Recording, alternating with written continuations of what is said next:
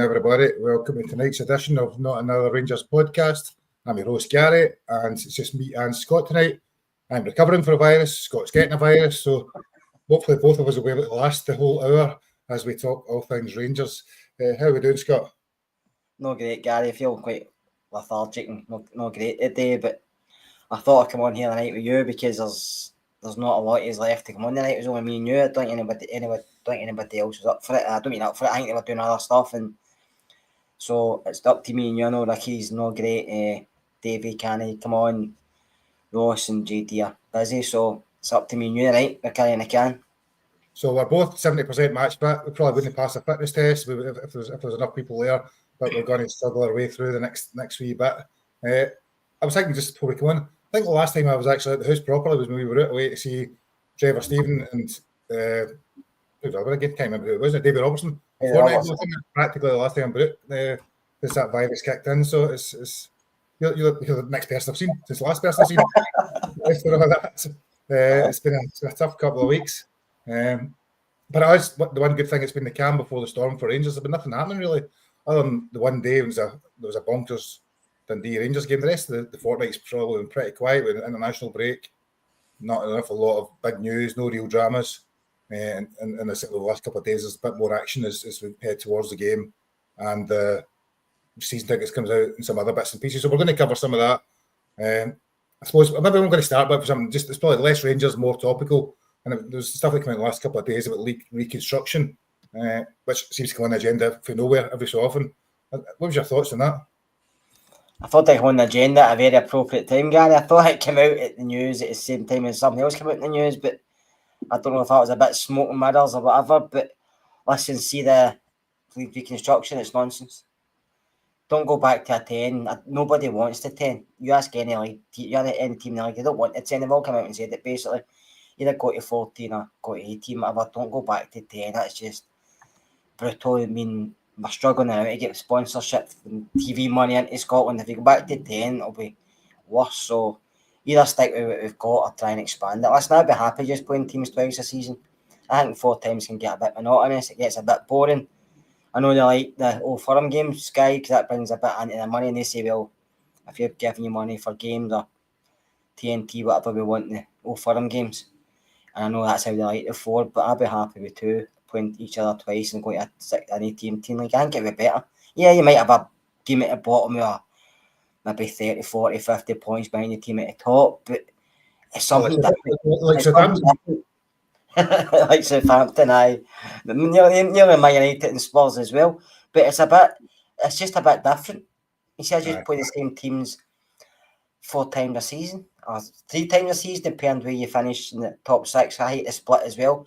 I think you should just go back to doing the league and stop this top 6, bottom 6 nonsense. You end up with team in 7th having more points than team in 5th. Nonsense like that. Actually, for an advice, I always quite like split, just because it means that, particularly for the bottom 6 in some ways, it means there's always a chance for somebody to get out of it if they can beat teams round about them. I think a lot of talk was about the 10-team one was it to reduce the number of games. So if you played in a 10-team league, you play each other 4 times, you play 36 games, so you're saving 2 games. Was that the logic behind it? There was 2 games going to be saved because of the burgeoning domestic European football. It was quite bizarre as to the thinking behind it. I'd probably like to see a 14-team league or probably a 14-team league if you then maybe break into a top 6 after 2 games, and then play each other twice, something like that, and reduce it, make it slightly more interesting. But I don't really think it's something that needs massive change right now. And as you say, like to say, Gary, I think them come out and saying like we can have postponements now before European fixtures. Rangers have been trying this for years. Do you know what I mean? We were trying to get games postponed as far back as when we got to Manchester. We weren't allowed. Yeah. So why all of a sudden has it changed? It's not changed it for us. So why all of a sudden has it changed? I mean, Walter tried it. We've tried it after that. Gio tried it, and we were told no. I think Celtic have to go to Japan for that tournament that we're going to. But now it's suddenly getting changed again, or because you're allowed that. Why now? Why no? When we wanted it a couple of seasons ago, or back when we hit Manchester, do you know what I mean? I think it's timing as well. It's only 1 game, but it's strange timing. How we've asked for it constantly, and suddenly it just comes up. I don't even know what game it's in, but it's a certain game, and it's not even a certain weekend, and it's not even you pick what qualifier it is. So a certain one you can do it for? I didn't really I understand know I it. might be looking through blue tinted glasses, but I know Celtic got a qualifier for the Champions League next season, so whereas I'm not starting the group stages, so maybe that's to help him. Who knows, Gary? Who knows? I did think I read the rules in the league reconstruction was that they've got to have 11 out of 12 Premier League clubs have got to vote for it to go for a 10-team league. I think that's probably unlikely. I would have to say it'd be quite a surprise if one of those teams said that no, we go for getting kicked out of the league. I know. You get St Johnson, they came out straight away, didn't they, and said no. It's So, crazy. it depends Rivers and Celtic's court, isn't it? Because they seem to Influence. jump their back garden at times and say we'll stick with this mob. Aberdeen done it. I mean, Hibs have done it in the past, so you just don't know. No, it's definitely about influence who's got control of these things. But I thought it was quite interesting. I don't think it's going to go anywhere. And it probably die a slow death again, as these things often do. I suppose some of the other big news this week, or big news, is it big news? I don't know. Maybe because it used to tear them apart. Kent will tear us apart. He went to Seattle Sounders this week after, about 2 years of wasted career, I think it is. Yeah.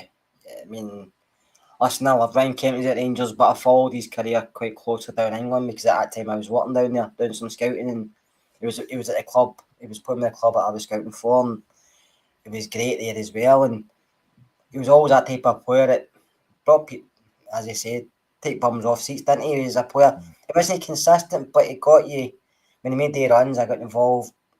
People started getting singing and jumping up and seeing what was happening because he's that type of player. But when he first came to us, he was sensational. Then that slowly died a death the last couple of seasons, especially his last season. I don't think it's all his fault, but a lot of it is to blame him, maybe his attitude, commitment. I don't know. But he must look back in his career, Gary, and think, I should be better than it is because he's a better player than a lot of players out there who are playing on a higher stage than he is at the moment.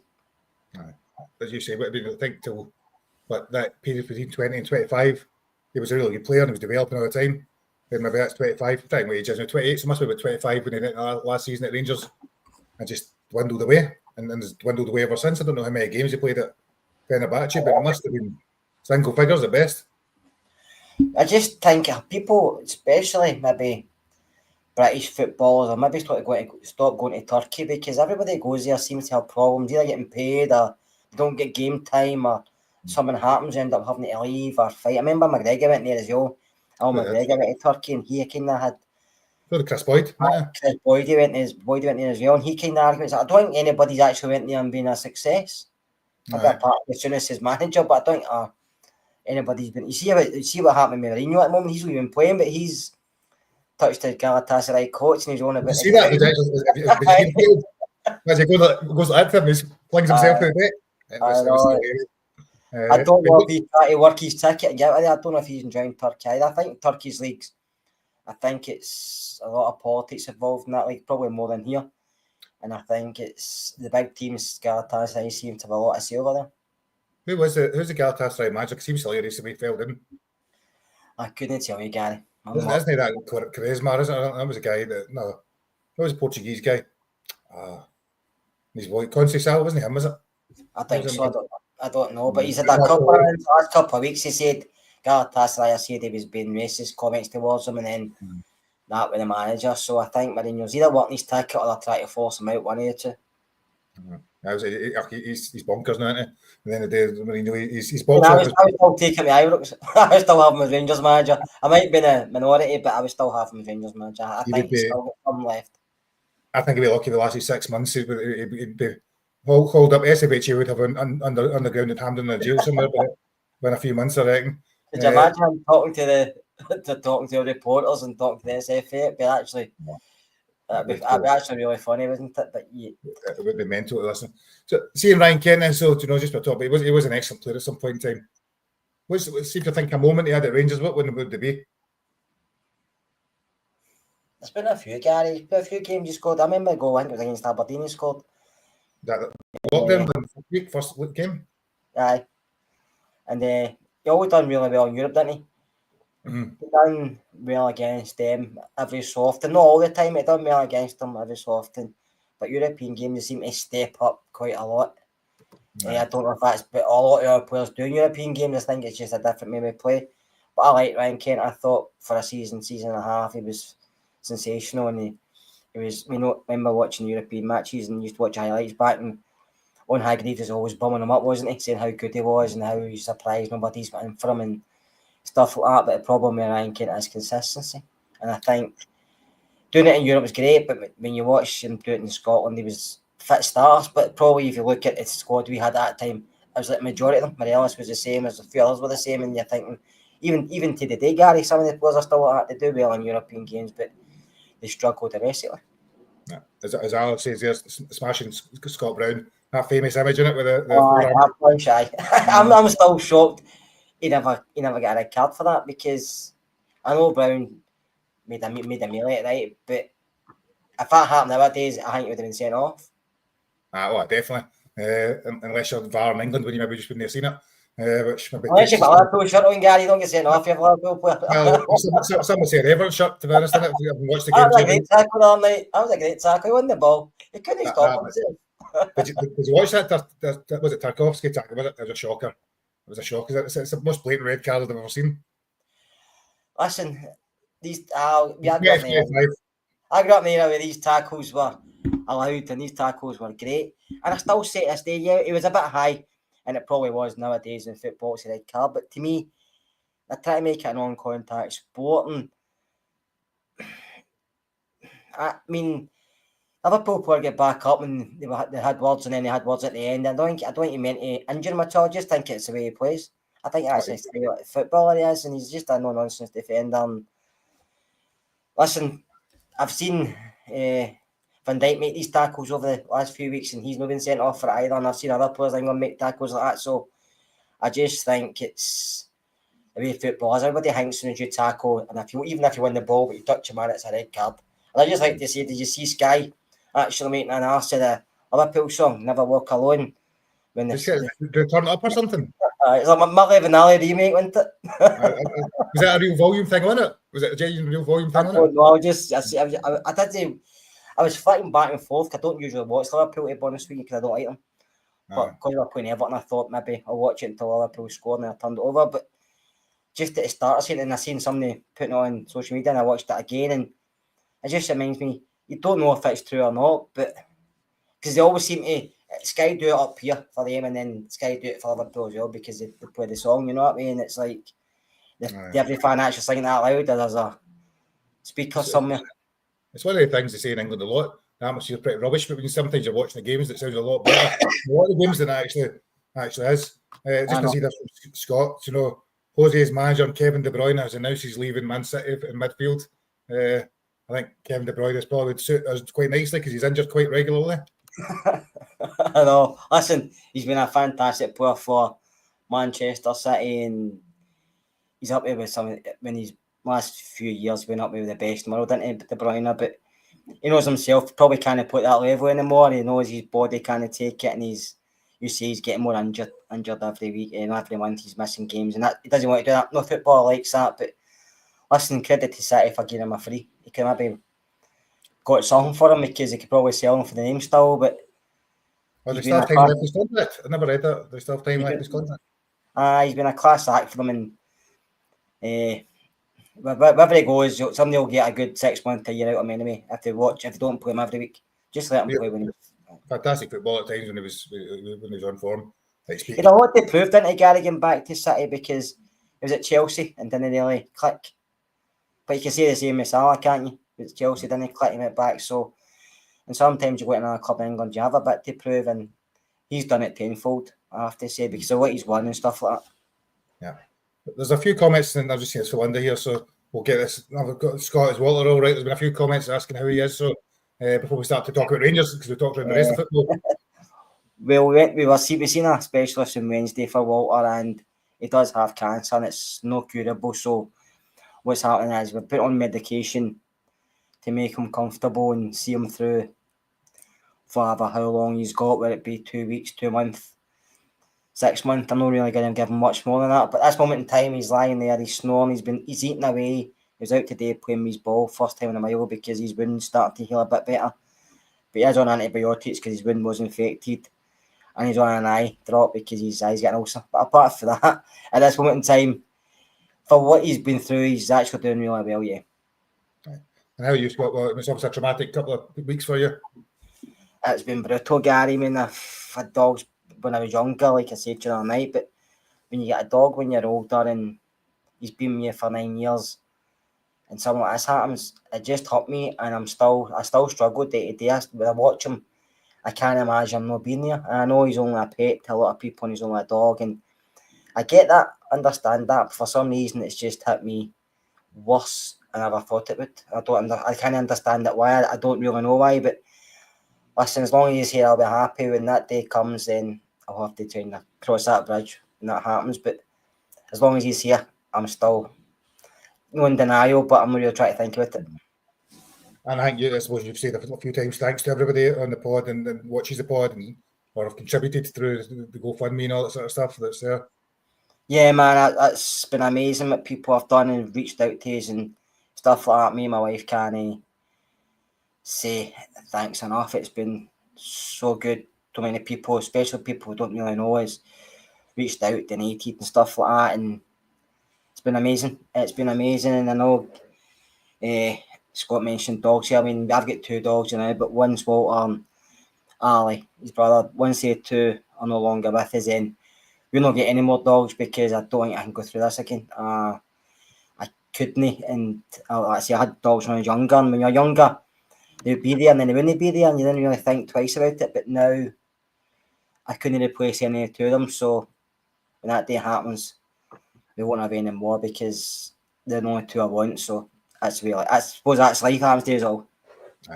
And Scott, I'm sure as a habit, thanks to everybody that asks kind words for him and supports him and all the stuff that goes with it. We will go back to the football now, and I'm sure there'll be more updates about it in future weeks and future episodes. Season ticket renewal, Scott. So me and you sit pretty close to each other. I mean, you get whacked with a season ticket renewal yesterday. It was slightly out of the blue, slightly quicker than I would have thought. Maybe it's like Christmas. It seems to, or maybe it's like winter, summer. It comes quick, and you realise every single year. But it was out 530 odd quid or whatever it is for each of us, and the bank's looking a lot lighter. Aye, £535, Gary. Listen, as soon as it came through, I know people leave it to the last day. People think as soon as it came, I just renewed. I just do that. I just pay it up in 4. I can't afford it all at one go, so I just pay it in 4. And I was always going to renew anyway. Doesn't really matter what happened this season. It's something I've always done, so I've done it again. Like I say, I don't sit far few. As you know, my sister sits here, my niece, my nephew, my brother-in-law, and stuff like that. So I was always going to renew anyway, because you go to football, you go and support your team because you've always done it, but you go because that's maybe the only time you see family members and maybe friends and stuff. So there's a lot of reasons why you go. So I was always going to get renewed. I always thought it was going to go up, Gary. I didn't think it was going to go up a lot, and to be fair, 5-6% is not too much, but it's like everything in this day and age, everything's going up. You name it, everything's went up. If it's not the government putting up, it's somebody else putting up. It's just the way life is. Everything's up by your wages. We keep getting told we're getting a wage rise, but the wage rise doesn't cover all the price increases, the inflation and stuff like that. But I'd rather miss out on some things just to go to football, because I couldn't not go to see Rangers. I would be lost with that as well. No, definitely. And so my daughter turns 18 in May, so unfortunately now I get whacked with full price for her. So junior concession is over. So 535 quid times 2 for me when she doesn't know about, doesn't know how to bother about, and never has to pay for. So that was a bit of a kick in the teeth. So, but I did. Was it £28 a ticket then? Probably 19 home games, £28 a ticket. Is that bad to go and see Rangers in 2025? Probably isn't it? It's probably a reasonable price. You pay it's £57 for the Old Firm game a couple weeks ago. Aye. Do you know what I mean? A European game, it's at 49. Aye. So 28 quid a league game on average is all right. It's no good. You don't. It's all come out at one time. Rangers know because of the waiting list. And I don't know what size the waiting list is. By all accounts, there's all different people saying it's 10,000, it's 8,000. I don't really know what it is, but they know if you don't renew, somebody else might. Especially because the takeover and stuff like that. I think maybe they want to try and get everything done before this happens. Here's hoping, Gary. Here's hoping we like this to be all I's dotted and T's crossed all for the start of next season. But hopefully that happens soon, because yes, it's a lot of money. We're spending more money, and a lot of people will maybe be struggling to pay it up and stuff like that. But people will do it because, like I said a minute ago, you can give up a lot of things, but it's very difficult to give up going to football. But if you've always done it, and I've done it for the last, I'm 52, so I've probably done it for the last 50 odd years. I'm 45, 44 years. So you're not just going to suddenly stop just because it's I not fair. don't think there's been a season actually. I don't know Unless of personal circumstances or financial circumstances, I get that. But hell, high water, I'll try and be at the games. As I say, I don't think there's been a year I've ever thought I'm not going to renew this. Even the darkest times in 2012 onwards, it was a case. It's what you do. You know, it's where you go, and it's the home. It's the weekend. It's that place. You know, through the good memories and the bad. So you know, and it's, as you say, it's one of the things. It's probably one of the things you look forward to the weekends because it's what your routine is. And particularly as you get older, as we do, Scott, you know, the days of going to nightclubs and other stuff is probably gone. So it's going to football's probably the highlight of a Saturday afternoon to get up the road to watch Britain's Got Talent as a highlight of your Saturday. Last time I'm getting older, Gary. I don't know if I will see winning the league again. I hope I do, but you just never know these things. It's been a long time, but listen, I saw you every season in the new year. You go with a bit of hope. So I hope it kills you this day, but you go with a bit of hope, and like I say, I hope everything's tied up for the summer and we can start moving What about on. and see in terms of there's a bit in the story about, well, in fact, come back to it a minute. The takeover, just because you mentioned that, there's been a lot of work, people saying very little about it, you know, but there seems to be every droplet that comes out seems to suggest that it's moving quite rapidly. And even I think I listened to Neil McCann's interview today, and it's not that they say then, it's they didn't say nothing. He said when the takeover happens, and so as opposed to there might be a takeover. So it does seem as though it's moving forward very quickly. And like you said, you know, if it's the quicker it's done, if it's done by early May, it gives us a chance to start to really look at where we're going in the future, and the hope will be there again. I think the quicker it's done, Gary, the quicker we get the director of football in, or sporting director, whatever you want to call them, and whoever the manager's going to be, because that has to be in first before we can prepare for the summer for transfers in and out, because you don't want to buy players when you don't get a manager there. And the new manager comes in and says, I don't even want him in the first place. So hopefully we've got a guy on board soon, the director of football at least, then he can get the new manager and then we can start for there, because there's going to be a lot of talks June, July for players out of contract everywhere. So you have to kind of quick off the mark. I don't know if Coppin's still doing a lot of work or not, but the director of football and new manager is going to kick off the mark. I know we don't know how much we've got to spend. I don't think it'll be a lot. I think we maybe a bit more than what we've had this season, but you know yourself, you can't spend too much because of the FFP and all this different rules have come out now. But and see what you can get. There's a few players out of contract, like Tom Lawrence, etc. You see they maybe going. So I know he's got. Is that right? He's got an option in a year. I wasn't aware of that. I thought it was a 3-year contract and that was it. But maybe there is. I thought it was a straightforward 3-year contract at the time. I don't know. Somebody was telling me I think it's an option in a year, but I thought he could just go. But I know there's a few English teams interested in Wrexham with him as well. So that's where he comes from. Listen, no offence to Tom, and I think when he plays, he does well. But I think he's coming on like myself in age, and I think we need younger legs in there. I think we need younger players, and he's been a good servant. But for what he's earning, I think we need to maybe just say thanks, but go back down to England or Wales, wherever, and we get somebody else in that's a bit younger and less pricey in the wage wise, and maybe build them up, maybe can sell in the future. Tom Lawrence, I don't think anybody can deny, and if you actually look at his goals he scored and the big goals he scored at different points, he's a good footballer, but it doesn't necessarily fit where we're going from now. We got me running his career, didn't we? And no injuries before then. He's got a lot of injuries there. It's never really quite worked out, but there's no denying he's got ability. If I want somebody hitting a shot outside the box, he's going to be one of the top names most weeks. No, have you seen the goal he scored against Indeed away? I mean, no many other players Simon hit that with that. Do you know what I mean? Tanner have scored one, but Lawrence was always going to take that shot on. And he's good at takes the shot, he always keeps things down, keeps it low. Like I said, he's not the only one, Gary. He's not the only one in the squad that we need to try and move on, but he's one of them because we've got 20 numbers, especially in certain departments. We need to bring in younger guys and try and go for the because the squad age has to. I know the squad's not that old as in age wise, but you have to start bringing it down. We have to start getting players in for a season or two and either move them on, or you need a few experienced players right enough. You can't have all young guys. You need one or two experience, and obviously need to see what happens with Cherney and stuff like that. So it's good if you can get things rolling sooner rather than later. When you've got opportunities to let people go to out of contract, it gives you a fair bit of blank sheet of paper to then do other things. And I suppose But that's... all I count is Birmingham are really interested in Davis and Dill. And again, both of them are good players, but they're on club. You know, it's not... They've got a cup final next weekend. Was that one of Johnson's Paint? That's whatever it's called nowadays. I playing Peterborough, I think it is. So, didn't remember. So, but Davis has been playing really well for them. And Dill's been playing really well. I watched a few of their games last him. So they've done really well. I know it's only League One, but League One football is actually not that bad, Gary. It's probably like watching some of the games up here, some of the SPL games. It's not too bad. Birmingham are a decent side. They spent a bit of money. They've got some decent players, but the two of them are playing really well. Probably because it's less pressure as well. I know Birmingham are a big club in that league, and they're probably a team everybody wants to beat because they're a big scale. But I think putting on a Birmingham shirt and putting on a Rangers shirt is two different things. It's vastly different pressure. There's a couple of questions. I'm just going to pick them up because I'll forget them in the comments as we go through. They're probably not off the agenda to work more to do with team lineups and things. So, Danilo, do you think Danilo should get a start tomorrow? And KW saying that, you know, I personally don't see it. I think Dessers will start and continue to start, and Danilo's more likely to come off the bench. But what's your thoughts? I think he has to start getting minutes. I do think when he plays, he does contribute. I thought when he went against Dundee, he done really well. He did quite well.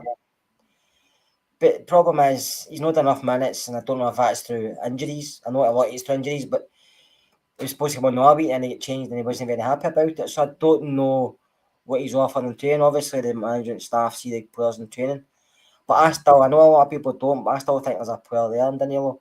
But like I said, it'll be another one come the summer. Do you keep or do you sell?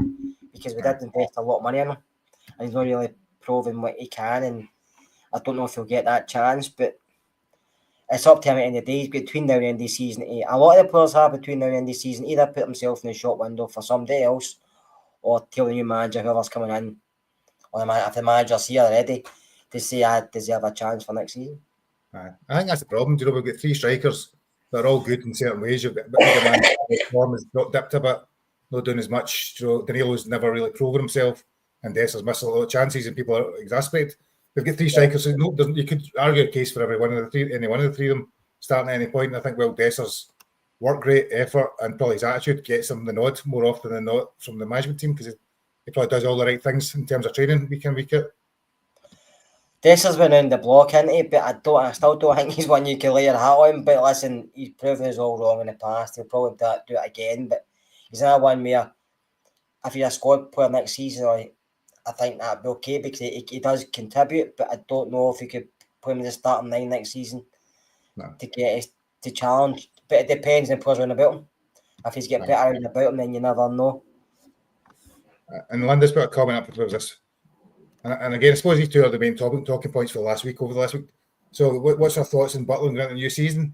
I'm undecided. You know what? I think he's clearly a good goalkeeper in certain ways. For whatever reason this season, his consistency's been a bit haywire. He's making easy mistakes, simple mistakes. But would I be confident there's many better keepers we would get? And I suppose that's the challenge in it. It's in the fence, I suppose it's probably safe for next season. He does get paid a big wage. His contribution this season has been really poor. Ever since the cup final last year, he's letting off a lot of goals. But he does have that kind of presence. He should be a good goalkeeper, if that makes any sense. Listen, Butland came in, I thought he was immense when he came in. I thought we'd want to watch when we signed him because I always thought he was decent down in England. I remember coming through at Birmingham when he was a young lad, and then he went to Stoke and he looked really good. He was highlight reel was good. He was getting mentioned by an England squad as a young kid, and then he suddenly just dropped, didn't he? Like a heavy stone. He just dropped out of the picture for some reason. I don't know if it's confidence in himself, Jack. I don't know if he gets to a certain point where he's playing well, but one mistake and his game just goes. And it doesn't go for like that game, it goes for a few games until that confidence comes back again.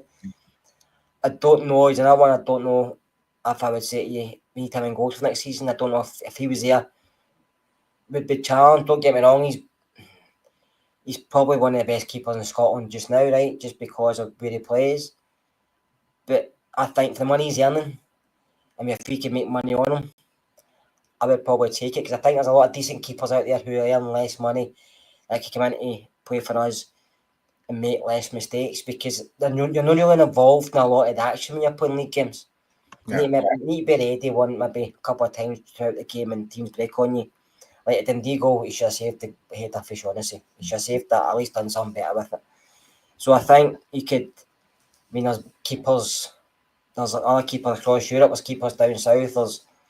Mason Munn's been doing okay in the academy. I know he's one for the future. So I think for what you're getting, Gary, for what you're paying, I think we need a wee bit more of him. But I also think we could get the same for less money. And if we can make money in Scotland, I would probably take it. Do you think, he's one of the guys, he's quite commanding looking. And I mean, not his play, he's commanding looking. He's got a bit of presence about him. He talks well. So people automatically assume he's good leadership qualities, good mental strength, good character. But I think, as you say, it does seem to be the case. He turns like that. His confidence goes. It maybe is more of a mental thing than it is a ability thing. Because you don't have that technical ability and get to play for England. And even if Gareth Southgate up last year watching again, if you don't have the technical ability, but there's something that just seems to knock it out of sync. I don't know if it's pressure. I don't know if he puts too much pressure on himself, but it seems to be when he does make a mistake, his head wobbles. And he can't get back into the game, and in the next few games he does the same thing. And it's not like hard mistakes, it's very simple goals he's letting in times, punching the ball in the net or coming to catch it and misses it. Or his kicking's never been great, so he can kind of say that. A lot of goalkeepers haven't got great kicking, but his has always been the same. But it's his awareness when about the box as well, and it's sometimes coming for things. He like coming out with the defenders, get the ball, and he's coming out. He sometimes doesn't know, do I come, do I no go, do I stay? He's caught in no man's land at times because he's not thinking properly. So I don't know, but he talks really well, Jack, and he talks like a captain, but you have to do a lot of talking on the park as well. And to me, at times, I think when you get to tight games, especially, if you go to Bilbao and it's a really tight game, still in the time, we have to get a result at Ibrox. Even a draw wouldn't be bad, but we have to get a result. But it's a bit like the argument with Dessers, isn't it, Scott? It's a bit like the argument with Dessers. We don't have confidence in him. That's what people say a lot. We don't have confidence. When it came to the big moment, he would score it. And I suppose that you get to the point in Butland to say we don't have confidence. We came to the big moment. Gary, Dessers misses 10 and he gets 12 chances. He might score one like we've seen the other week. The only thing is with a keeper, one mistake and that's remembered. The striker can miss 11, but scored a 12-1. It can be a winner like against Dundee, and we're having a laugh and a joke because the big man scored the winner after missing 10-11. Whereas Butland gets one and it's like you're criticising, you're not happy. And remember Andy Gorham done it when he first signed against Prague, it was Prague and things like that. Hearts of Tynecastle, remember? Scott Crab. By him, aye. And everybody's saying, who is this guy we've signed? And then he said himself in the first joint, but the pressure was totally different from what he'd ever been at because of his older men, Hibs and stuff. He didn't know he didn't know where it was coming from, the pressure that he thought it would just be the same one in the dressing room. But it's just different. And then, but Andy managed it very well after that and became probably the best keeper this club's ever had. And Butland, I don't know if he's got that mental strength. Aye. No, I'd agree. I think not a young guy. If he was maybe 5 years younger, he maybe could change his mindset. But at that age, I agree. Actually, the more I think about it, the more I thought. It might be hard to change your mindset when you hit that age because you've been doing so much. You've been doing the same things for the last 10 years or whatever. And his whole career's been the same. He's always had that demeanour that it looks like he's a leadership, and he's a captain, and he's a presence, but his forms went repeatedly over the different years. He always spoke in the England squad. A couple of years. He was out the team. Aye. Anyway, we'll come back no doubt about things like that. See, the last thing I suppose on season tickets, and I suppose it is a big topic, and I'm surprised it never gathered much more attention. There's a whole article within it about the singing section. The singing section will be monitored for the rest of the season. There was stuff around if the singing section doesn't buck up its ideas and we get in trouble, the singing section will be charged for it, and they will have to pay for the cost of the fines, etc. It seemed to be the way I was reading it, and it didn't say in explicit detail, but it was quite strong, has to be said. I try to get a point across, Rangers, aren't they? I try to get a point across. I don't know who they try to appease. They try to appease us, the fans, or they try to appease somebody else, or they try to just get out the media that they're no side of many Rangers fan base at this moment in time. I don't really know. The takeover, maybe it's a thing. They're trying to make sure they're going to start with review. I don't think these guys buying the club are interested in whatever you sing or you don't sing. I don't think that bothers you. To be fair, listen, the banners are a totally different thing than what we sing. Listen, all fans at every team, no matter who you support or what league you're in, they sing songs that opposition fans don't like. Right. They do. I mean, I've been to see Morton a few times, just saying about St Mirren and vice versa and stuff like that. And I don't think people if Paisley are offended, I don't think people if Greenwood are offended. They'll shout abuse at each other, but after the game, they'll leave it. But for some reason, Rangers and Celtic are totally different class, kind of police. The sheer numbers, the numbers in it, because there's so many totally more. And listen, at times at Ibrox where the Union Bears been there, it's been quiet. It's been like a library. It has been. The Union Bears bring a bit of atmosphere. That's what they're doing. They've done it really well, to be fair. The thing I don't want to see them doing is I don't want them going political, because I don't like that in general. Listen, we're all political. We've all got our own views, and we've all got our own beliefs, and we've all got our own opinions and stuff that's happening around the world at this time. Mm-hmm. But when you put a banner in the stadium, like I've said to you before, that might be your thoughts, but it's not another 50,000 next to you. We've all got different thoughts. So don't put political banners. Keep that. Leave that to the mob across the city, because that's what they do.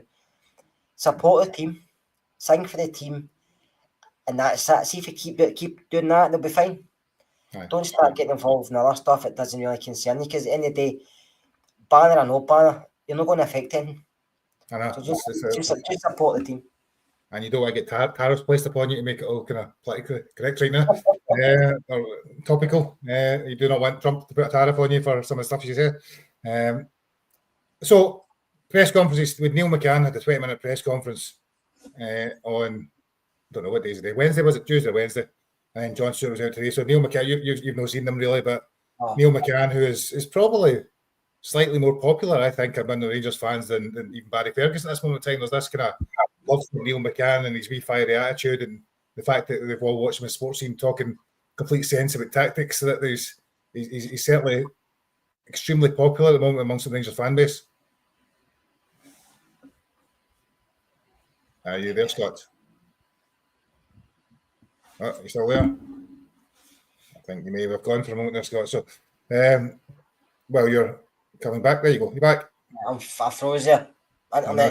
Did you hear me, or did you freeze completely? No, I never heard you, Gary. I suppose what I was saying, Neil McCann gave a 20-minute press conference without going into the press conference, because all he did say during it was, do you think Barry's good at his job? Would you like Barry to get a job? Do you think Barry's the same person he was 25 years ago when you knew him? Do you think he's got the right skill set? So a lot of questions about that repeatedly. But I suppose the point was that I was going to make was, it does seem very popular, Neil McCann, amongst the Rangers fan base at this moment in time. He's clearly captured the imagination even slightly more than Barry. I think some of the stuff you read, his wee fiery passion, running about grabbing people.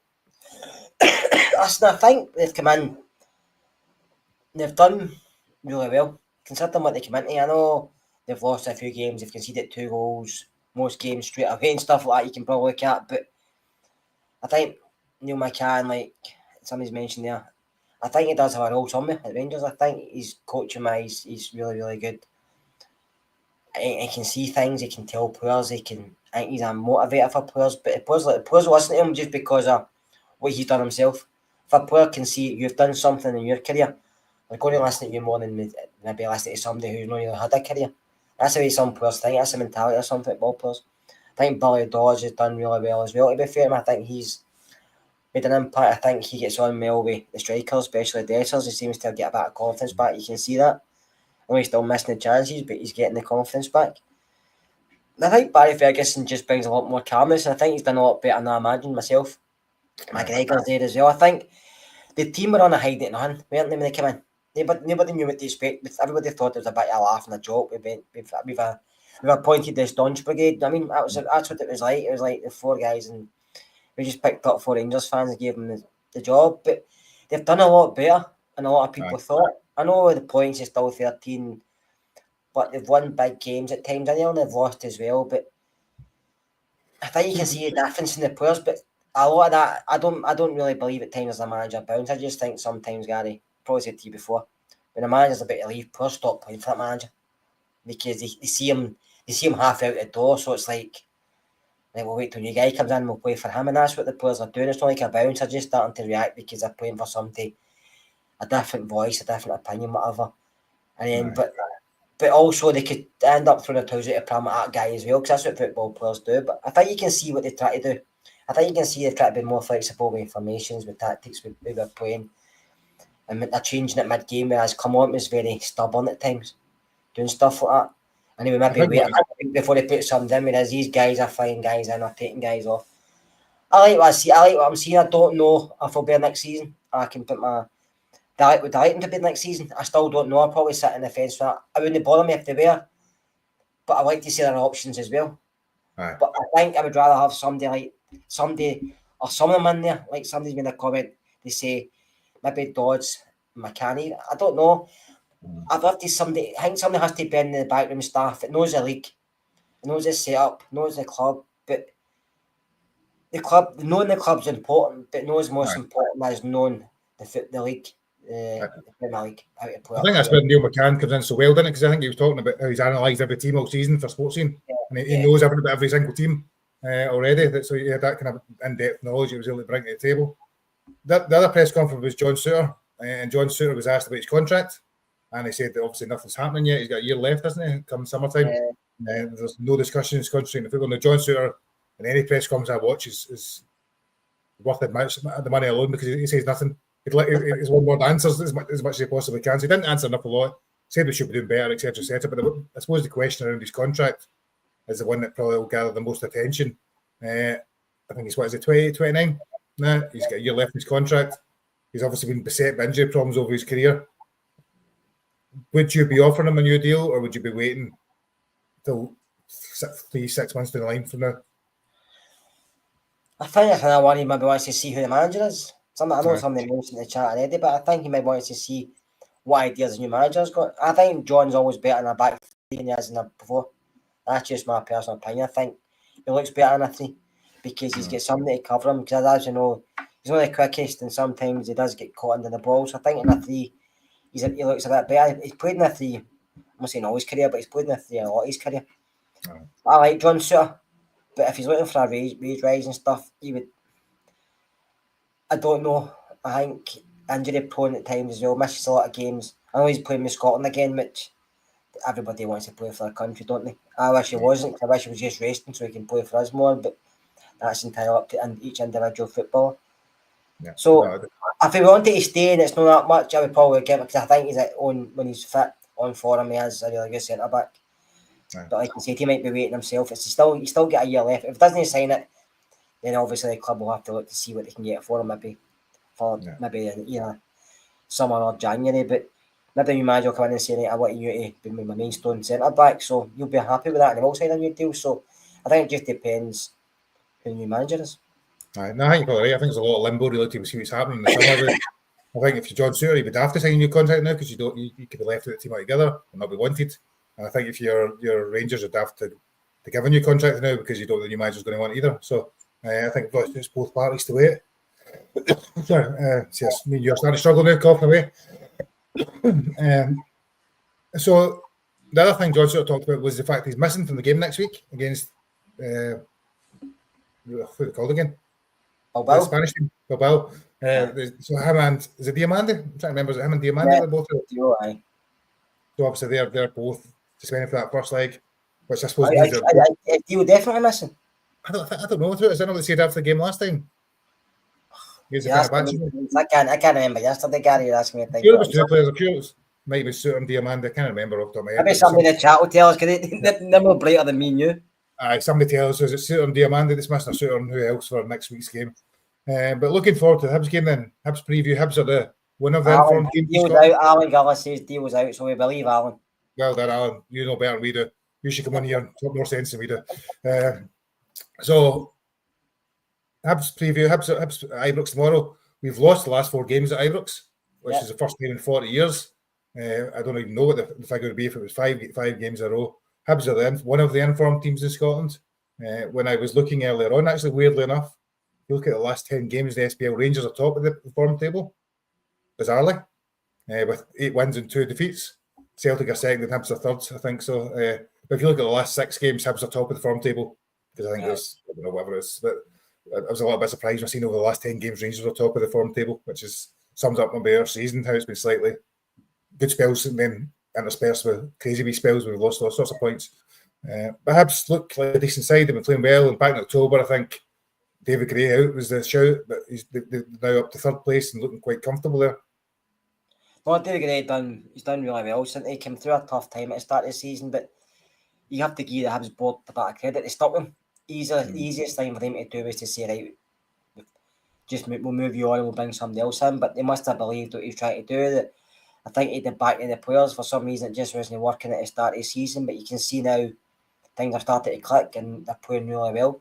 This will be a hard game. The last time we played them, it was a really difficult game. I'm not talking about one at Easter Road, I'm talking about one at Ibrox near the start of the season. It was difficult, and it's Hibs are a team where you don't know who you're going to face, but don't you know, because they can turn up and they can be really, really good. They've got pace, they've got a bit of width in their team, they can be direct, they've got big physical boys at the back, as you know, and Big Bashiri, who's not the greatest centre back, in my opinion, but for some reason, he always does reasonably well against us, and he causes issues, especially when he's at set pieces.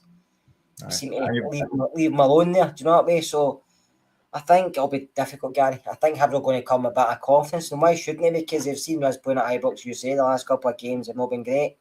And Motherwell's Simon, so it's like they're coming and saying, well, if they two can go there, why can't we? But I think we have to be up for it. We've got a big game on Thursday, yeah, but I think that game has to get put to the back of your mind because you don't want to go into that after losing on Saturday. So I think Barry has to get the team focused on the Hibs match, but it will be a difficult game.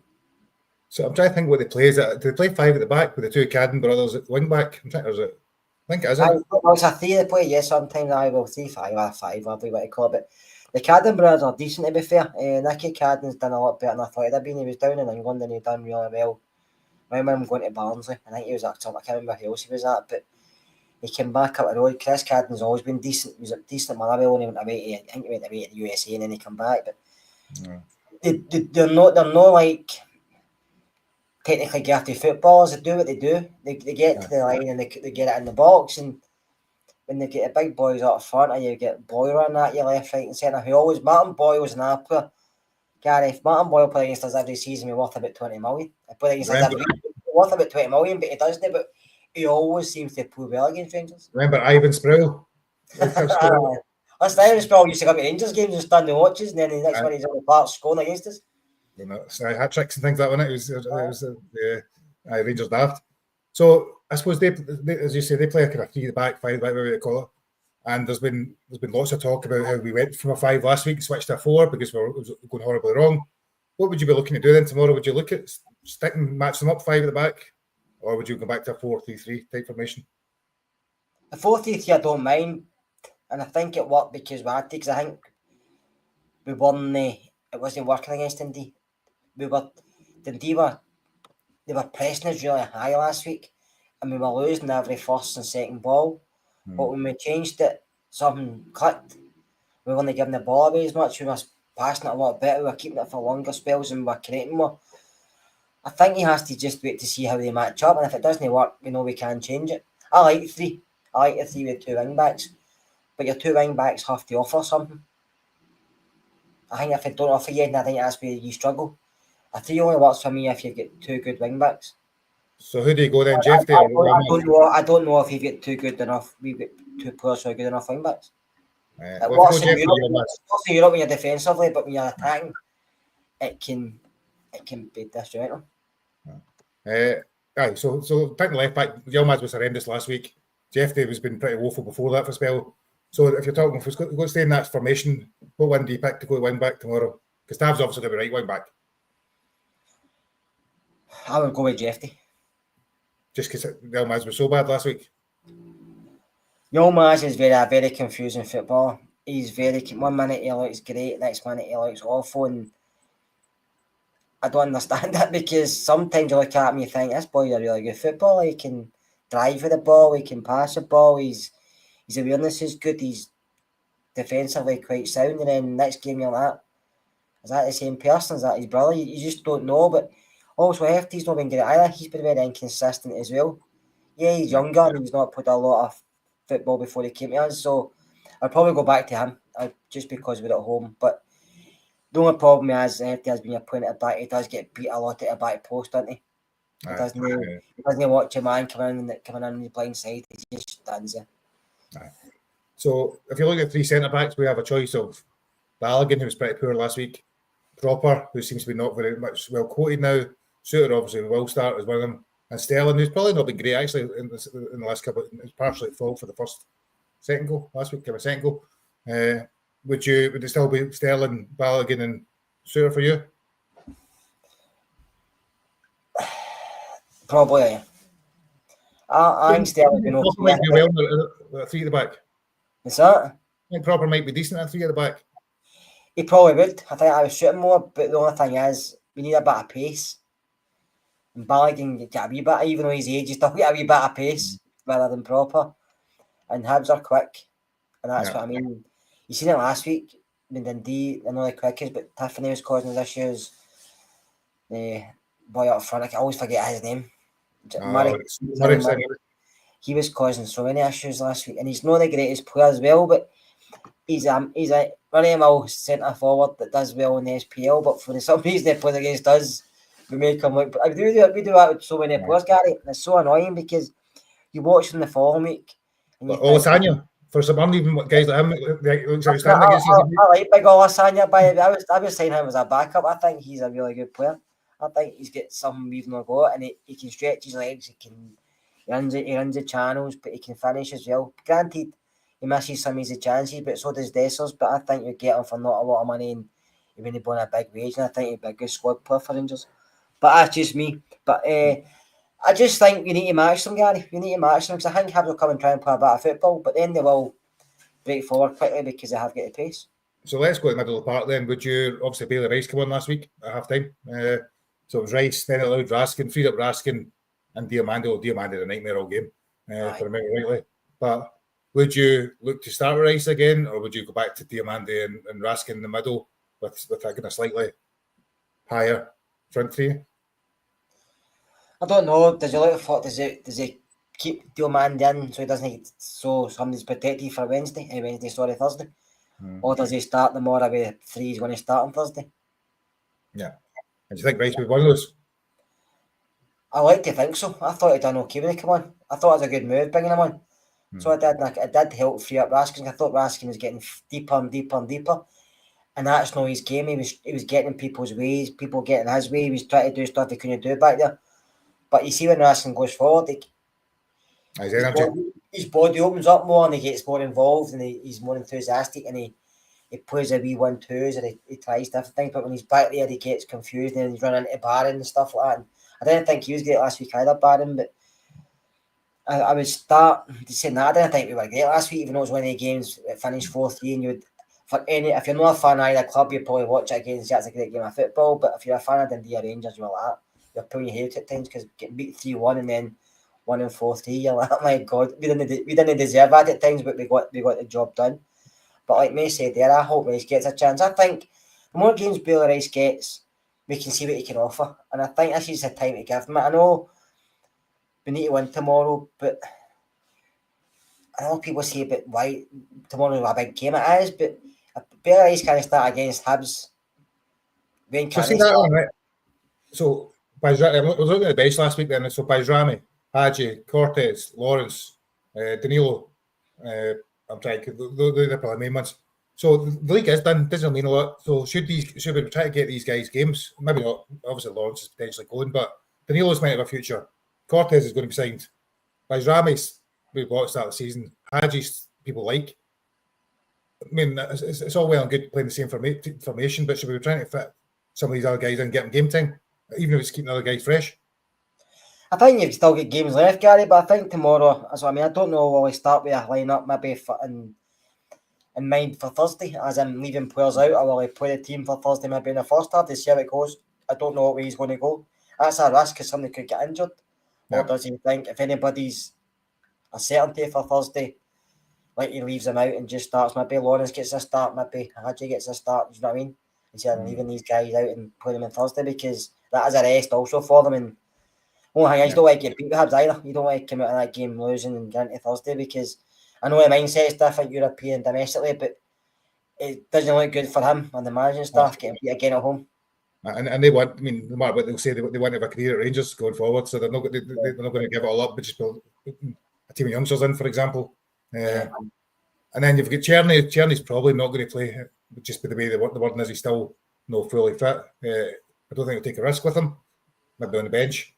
So you probably get, again, Egerman, Dessers is probably the choices up front, looking at that. Or potentially Danilo. What would you go with?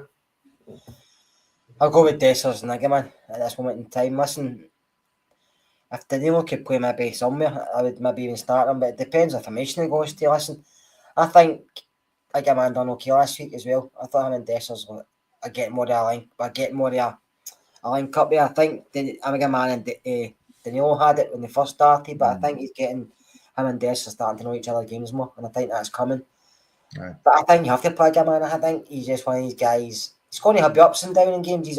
Every player's the same, but he does things that nobody else does. He can't take a ball for a run when you need a bit of rest time, but he does lose it at times because he takes a risk. But I would always start him. I wouldn't leave him out between now and the season unless he's injured. I think he's a player we need to start.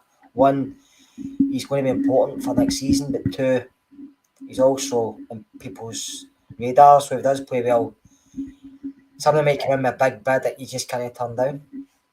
So if I'm working that right in my head, same team as last week, except Jeffrey for Yilmaz and Rice for Barn. That pretty much what you're thinking? Aye. I think Dio will start. I mean, I wouldn't start him tomorrow. I would go with the team for Thursday, but I think he will start tomorrow. I think because he's out Thursday, there's a fair chance we'll start. Saying that, Suter's not going to be making Thursday, but we can't really leave Suter out, can we? Tomorrow. He's all centre half we've really got. That's still there. So I wouldn't surprise me if he goes back to 4 at the back, to be honest with you. And going more of a 4-3-3. But again, it depends very much if Czerny's fit. I think if Czerny's fit, there's more likelihood of that than as if Czerny's not fit. I think Czerny just rest. I don't think he's included tomorrow. I think he rests him till Thursday. I think the guy's played a lot of football. He's done so well in the past while for us. And also can play in his country. I think he needs a rest. Basically, I think he does. And he deserves it as well. So I think Thursday's a really important match.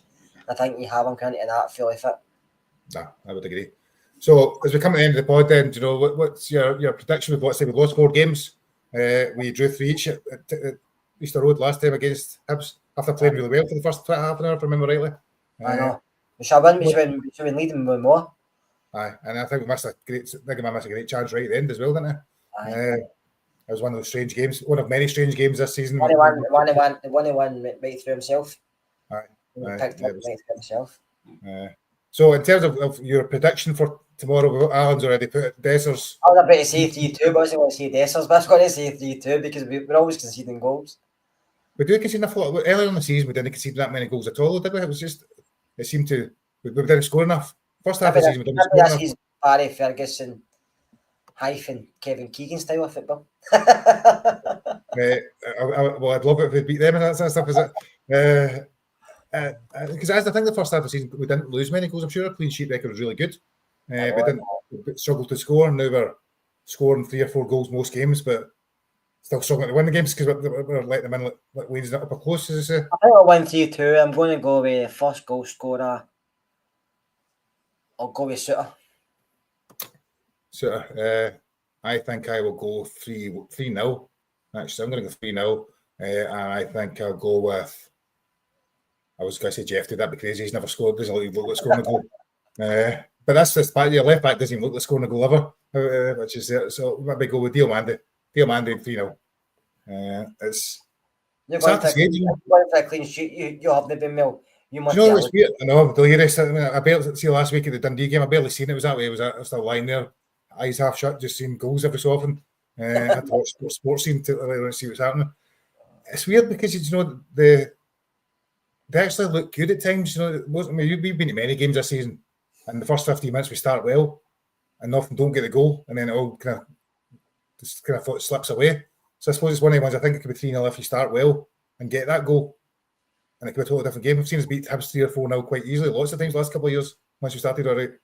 I think the management, I've said it myself, the characters there and the players, which they've been criticised about. I know Barry Ferguson said it quite a few times. But I think we've seen this season where we've lost a goal and we all sit there and we think we're not coming back in this game.